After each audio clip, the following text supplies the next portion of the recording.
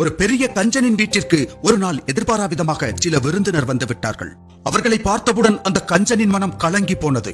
இவர்கள் எல்லாம் ஒரே நாளில் என்னுடைய ஒரு மாத உணவுப் பொருட்களை காலி செய்து விடுவார்களே என்று உள்ளுக்குள் கணக்கு போட்டான் கஞ்சன். உடனே அவன் தன் மனைவியுடன் ஆலோசனை செய்து ஒரு திட்டத்தை தீட்டினான். முதலில் அனைவருக்கும் ஒரு கரண்டி சோறும் குழம்பும் சிறிது பொரியலும் மட்டும் பரிமாற வேண்டும். சிறிது நேரம் கழித்து மீண்டும் வந்து இன்னும் வேண்டுமா என்று கேள், மீதியை நான் பார்த்துக் கொள்கிறேன் என்று மனைவியிடம் சொல்லிவிட்டான். திட்டமிட்டபடியே உணவு பரிமாறப்பட்டது. ஒவ்வொரு விருந்தினரின் தட்டிலும் சிறிது சோறும் பொரியலும் மட்டும் வைக்கப்பட்டது. அனைவரும் சாப்பிடத் தொடங்கினார்கள். அந்த கஞ்சனும் அவர்களுடன் சேர்ந்து சாப்பிட உட்கார்ந்தான். அனைவரும் சாப்பிட்டுக் கொண்டிருந்த போது அவனுடைய மனைவி மீண்டும் வந்து இன்னும் சாப்பாடு வாங்கிக் கொள்ளுங்கள் என்று சொன்னாள். திட்டமிட்டபடி அவள் முதலில் தன் கணவனிடம் தான் கேட்டாள். அதற்கு அந்த கஞ்சன், வேண்டாம் வேண்டாம், இதுவே அதிகம். இன்று சாப்பாடு மிகவும் சுவையாக இருந்தது. வயிறும் முழுமையாக நிரம்பிவிட்டது. இதைவிட அதிகமாக யாராலும் சாப்பிட முடியாது.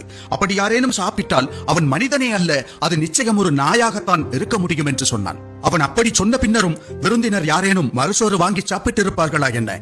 இந்த கதை கற்பனையாக இருக்கலாம். ஆனால் உண்மையில் இந்த கதையில் வரும் மனிதனை விடவும் அதிக கஞ்சத்தனம் கொண்டவர்கள் உலகில் இருக்கிறார்கள் என்பது மறுக்கவே முடியாத உண்மை.